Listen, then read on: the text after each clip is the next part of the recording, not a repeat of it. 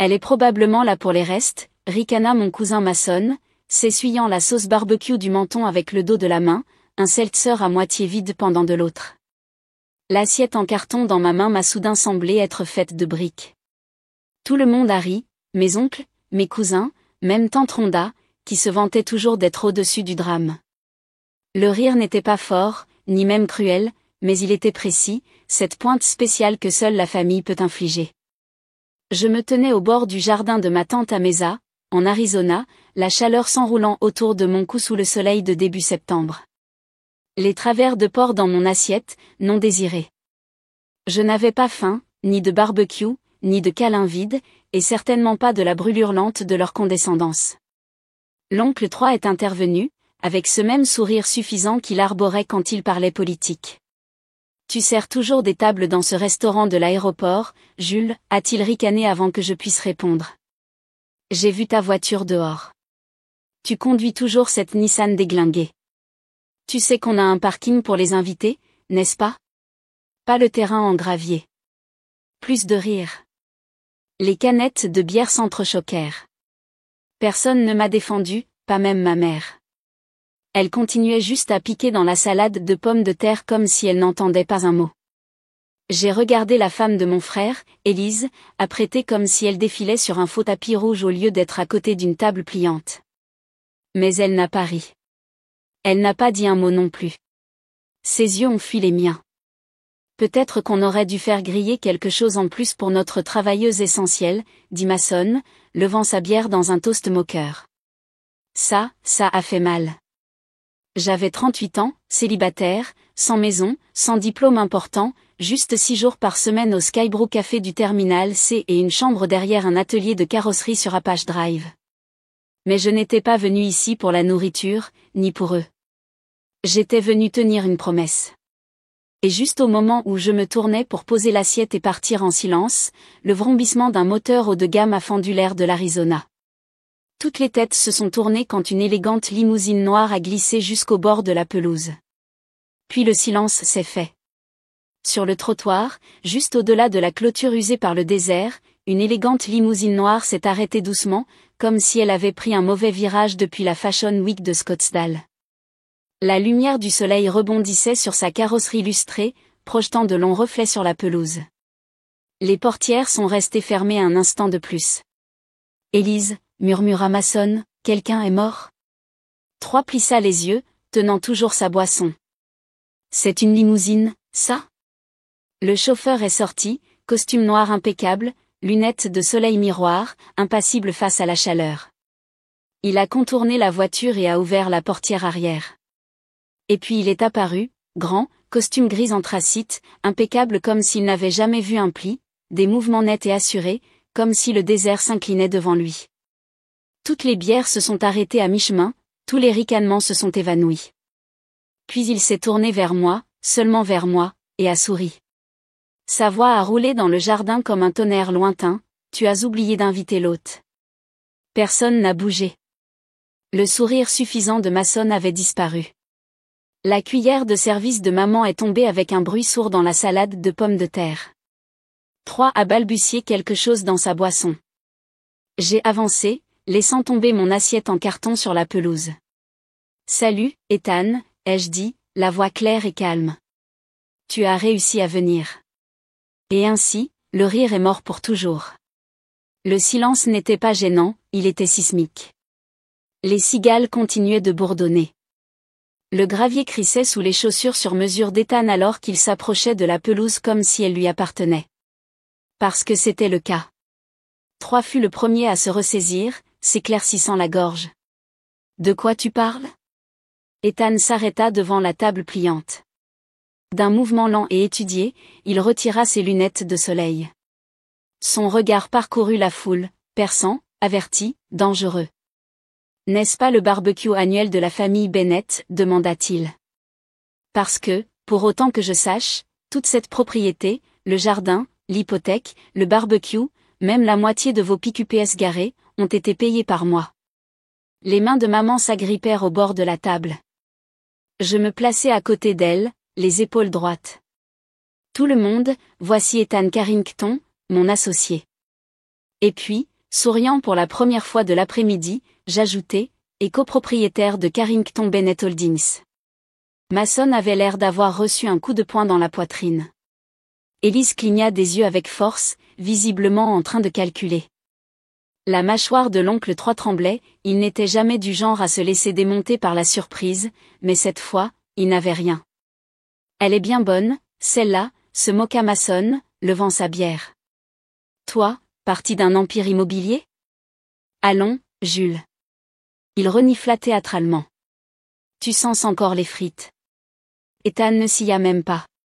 Il se tourna vers l'oncle 3 avec le sang-froid poli d'un prédateur aux aguets. En fait, monsieur Bennett, nous venons de conclure un projet de développement commercial zéro cents de 48 millions de dollars à Flagstaff, dit-il doucement. Jules s'est occupé du travail sur le terrain, des permis de zonage, des audits des entrepreneurs. Elle est brillante, l'une des personnes les plus capables avec qui j'ai jamais travaillé. Les mots tombèrent comme une épingle dans une cathédrale. Mais il n'avait pas fini. Et étant donné que ce jardin, et le titre de propriété sur lequel il repose, appartiennent à Carrington Bennett Holdings, ajouta Ethan, sortant une élégante enveloppe de la poche de sa veste, vous voudrez peut-être revoir les conditions d'occupation mises à jour. Il la posa doucement sur la table. Mason s'en empara avant que 3 ne puisse le faire, sa main tremblait pendant qu'il lisait, remuant les lèvres. Finalement, maman retrouva sa voix. Pourquoi l'aiderais-tu? C'est une serveuse. Je me tournai vers elle, calme et posée. Parce que pendant que vous riez tous, je faisais des doubles services et je payais mes cours du soir. Puis, il y a 3 ans, Ethan est entré au Sky Brew pour un café. Il a oublié un dossier. Ethan hocha la tête, ses lèvres esquissant un sourire. Elle m'a poursuivi à travers tout le parking pour me le rendre. Je l'ai embauchée comme assistante une semaine plus tard. La décision la plus intelligente que j'ai jamais prise. Élise s'agita. Alors maintenant tu es riche? Je la regardai dans les yeux. Non. Je suis respectée. C'est mieux. Les mêmes bouches qui s'étaient moquées de moi autrefois étaient maintenant silencieuses. Quelques-uns fixaient leur boisson, d'autres s'agitaient comme si leur chaise avait développé des épines. Mais je n'étais pas venue pour me venger. J'étais venue réclamer ma dignité. La question qu'Élise avait posée, alors maintenant tu es riche, flottait dans la chaleur épaisse comme de la fumée de viande carbonisée. Mais je n'y ai pas répondu à nouveau. Je n'en avais pas besoin. La panique dans ses yeux en disait assez. Les doigts de Brian tremblaient autour du contrat, sa mâchoire bougeait comme s'il voulait parler, mais aucun mot ne sortait. L'homme qui m'avait un jour fait un clin d'œil à propos de ma pauvreté semblait perdu. Il se tourna vers maman pour du soutien, mais elle restait là, toujours silencieuse, calculant chaque insulte passée qui ressemblait maintenant à un boomerang. Et l'oncle 3, finalement, explosa. Attends une sacrée seconde. Tu es en train de me dire que tout ça? Si vous continuez à lire, vous n'avez vu que le début de la vengeance silencieuse de Jules. Alors n'oubliez pas de vous abonner pour le prochain chapitre. Croyez-moi, vous ne voudrez pas manquer ce qui se passe quand l'oncle 3 découvrira qui possède réellement le titre de propriété de sa maison. L'oncle 3 fit un geste large vers Ethan, la limousine, l'enveloppe. C'est une sorte d'arnaque? Une ruse? Tu te moques de nous? Ethan tourna légèrement la tête, un sourcil arqué. Vous pensez que je me promène dans mes A en Rolls-Royce, que je porte une Breitling à 6 000 $ et que je suis ici par 36 degrés Celsius pour une blague? 3 hésita. Je n'ai pas dit que. Tu n'avais pas besoin, l'interrompis-je, ma voix calme mais tranchante, la voix que j'utilisais lors des réunions du conseil de zonage quand les promoteurs essayaient de m'écraser avec leur ego. Vous avez tous décidé qui j'étais il y a des années. La serveuse, la ratée, celle qui n'a pas pu finir ses études, pas pu trouver un mari, pas pu mettre sa vie sur les rails. Je me tournai vers Brian, le regardant dans les yeux. Tu m'appelais la tâche de la famille, tu te souviens? Il se recroquevilla comme si je l'avais giflé. Jules, allons, dit-il, forçant un petit rire. C'était juste une blague. Non. Le mot résonna, sec et final. Les murmures s'éteignirent instantanément. Vous ne plaisantiez jamais. Aucun de vous. Pas quand vous m'avez fait asseoir à la table des enfants à 27 ans. Pas quand j'apportais des plats à partager et que vous vous moquiez de mes emballages de marque distributeur. Pas quand j'arrivais en retard du travail et que vous souriez avec suffisance comme si ça prouvait quelque chose. Je regardais Élise, ses mains serrées autour de son verre de vin. L'année dernière, tu m'as demandé si je pliais encore des serviettes. Même maman détourna le regard. Ethan s'approcha, sa présence solide. Jules n'a pas seulement une carrière, dit-il. Elle a dirigé 3 grands projets de revitalisation de logements à travers l'Arizona. Elle travaille comme si l'avenir en dépendait, parce que pour beaucoup de familles, c'est le cas. Brian se redressa, essayant de montrer de la fierté. Tu n'avais pas à nous faire honte, Jules. Ça m'a frappé. Vous faire honte, répétai-je en faisant un pas en avant. Vous savez ce qui est honteux? Entrer dans un jardin plein de votre propre sang et être traité comme un bruit de fond. J'avalai ma salive. Qu'on vous demande si vous sortez avec quelqu'un, comme si une relation était le seul signe que vous valez quelque chose. Être moqué pour avoir travaillé dur 6 jours par semaine parce que votre travail ne vient pas avec un badge ou une prime. Ma voix se cassa. Mais le pire, fis-je une pause, laissant planer le suspense, le pire, c'est que je continuais à revenir, espérant que cette année, peut-être juste peut-être, vous me verriez enfin. Vous avez tous simplement continué à surenchérir, dis-je, la voix ferme. 3000 les mains dans ses poches, se hérissant. Eh bien, si ça se transforme en un défilé de pitié, je pense que je vais. Tu ne vas nulle part, l'interrompit Ethan, la voix douce comme du verre. Parce que tu es sur ma propriété, et il y a quelques petites choses que j'aimerais clarifier. Le jardin devint immobile. Voyez-vous, continua-t-il en ajustant nonchalamment ses boutons de manchette, cette maison, le titre de propriété appartient maintenant à Jules et à moi. Ce qui signifie que, légalement, elle possède le terrain sur lequel vous vous tenez. Le hoquet de surprise qui suivit parcourut le jardin comme une brise de mousson. Et depuis cette semaine, ajouta Ethan, me regardant avec un léger sourire satisfait, votre hypothèque est entièrement payée. Pas par vous, pas par la banque. Par nous. Il me regarda à nouveau. J'acquiesçai, avec un sourire mince mais aiguisé. Ce qui signifie que vous êtes les bienvenus pour finir votre barbecue, mais à partir de demain, nous réviserons vos conditions d'occupation. La bière de Brian glissa de sa main, atterrissant avec un bruit sourd sur l'herbe. La poitrine de maman se soulevait et s'abaissait comme si elle avait oublié comment expirer. Élise clignait rapidement des yeux, essayant clairement de ne pas pleurer. Et moi, pour la première fois depuis des années, je ne m'excusais pas simplement d'être là. J'étais ancrée en cela, ma valeur, mon pouvoir, ma vérité. Le jardin, qui résonnait autrefois de rire et du tintement des bouteilles, ne contenait plus que le silence, à l'exception du faible ronronnement du moteur de la limousine dans l'allée. Jules. Élise fit un pas en avant, sa voix mielleuse et tremblante. Jules, chéri, je ne savais pas que tu allais si bien. Tu aurais dû dire quelque chose plus tôt. Je veux dire, nous sommes une famille. Je penchai la tête, lui adressant un sourire lent et délibéré. C'est drôle, parce qu'à Thanksgiving dernier, tu m'as appelé un exemple vivant de ce qu'il ne faut pas faire et tu as dit que je dégradais l'esthétique familiale avec mes jeans de friperie. Ses joues devinrent cramoisies. C'était juste des plaisanteries. Non, dis-je doucement.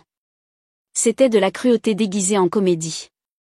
Puis je me tournai vers maman. Elle n'avait toujours pas dit un mot, ne m'avait pas défendu une seule fois. Tu sais combien de fois j'ai voulu te le dire, demandai-je. Quand j'ai eu ma promotion, quand j'ai conclu mon premier contrat à 6 chiffres. J'ai voulu appeler. Elle leva les yeux vitreux, les lèvres entrouvertes. Tu aurais dû nous le dire quand même. Et c'est ainsi que j'ai su que nous n'étions plus les mêmes. Vous ne vouliez pas savoir, dis-je doucement. Vous me vouliez petite, gérable, familière. Mais j'ai dépassé cette version de moi-même, et maintenant vous ne reconnaissez plus qui je suis. Ethan posa doucement une main sur mon épaule, son poids me stabilisant. Je me tournai vers le jardin, vers les visages figés dans l'inconfort et l'incrédulité. Vous m'avez fait sentir comme un bruit de fond, continuai-je, comme un bouche-trou entre vos vraies conversations. J'ai travaillé 60 heures par semaine, payé chaque cours du soir avec des pourboires, passer des nuits à choisir entre dîner et essence. Ma voix se brisa un instant, mais je ne m'arrêtai pas, pendant que vous postiez des photos de vacances, trinquant à faire le strict minimum, j'essayais juste de survivre. Et je n'ai jamais demandé votre aide, je ne vous ai jamais blâmé. J'ai juste travaillé. Mais tout ce que vous voyez, c'était mon uniforme, ma voiture bon marché, mes arrivées tardives. Je l'ai regardé dans les yeux. Et maintenant que je suis sorti de votre ombre, maintenant que je n'ai plus besoin de vous, vous avez peur. Brian lança, on n'a pas peur de toi, Jules. Ne te flatte pas. La main d'Ethan tomba. Il fit un pas en avant, calme comme toujours. C'est drôle, dit-il. J'ai été dans des salles avec des milliardaires, des sénateurs, des PDG, et aucun d'eux ne bégait en lisant un contrat de propriété. Brian ouvrit la bouche puis la referma. Maman s'affaissa sur une chaise de jardin. Élise avait l'air de vouloir crier, mais ne trouvait pas le courage. Puis vint la question que j'attendais. Tante Lise, qui était restée silencieuse jusqu'à présent, s'éclaircit la gorge. Pourquoi es-tu venu aujourd'hui, Jules? Que voulais-tu de nous? Je la regardai dans les yeux. Je voulais que vous me voyiez. Juste une fois. Je n'avais pas besoin d'applaudissements, ni même de gentillesse.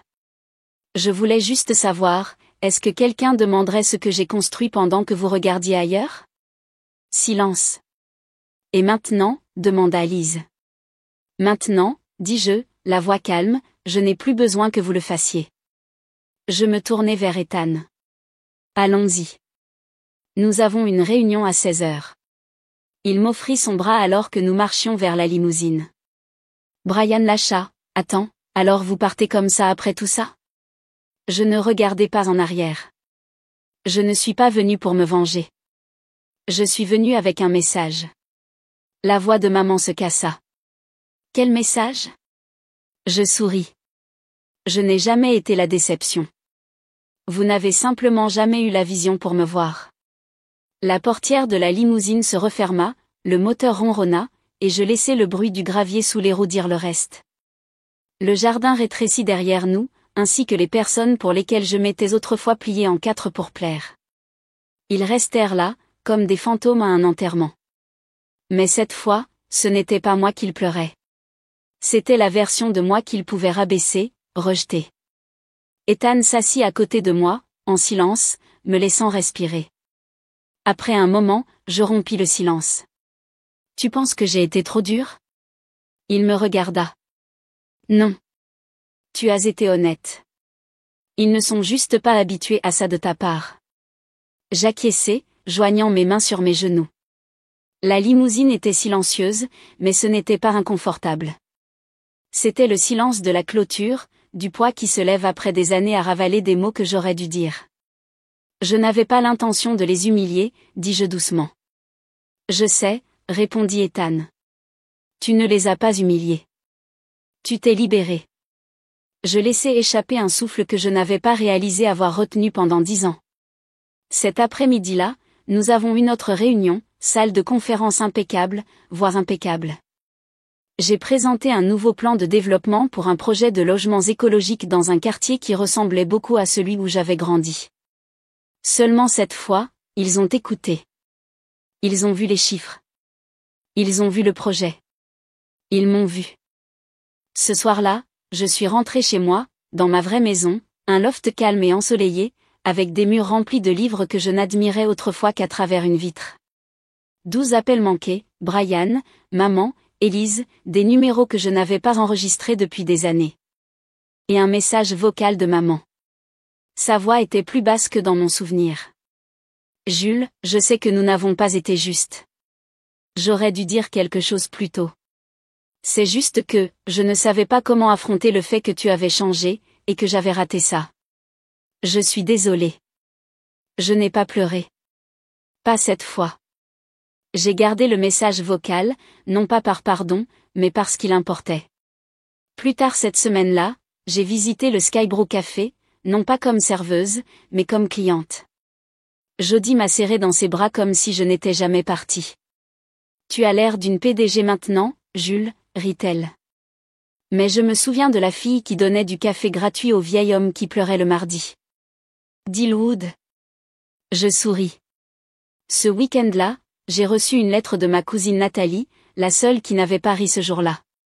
Elle s'est excusée, a dit qu'elle m'admirait. Nous avons déjeuné. Nous avons parlé. Et j'ai réalisé que tout le monde n'était pas l'ennemi. Certains avaient simplement trop peur pour prendre position.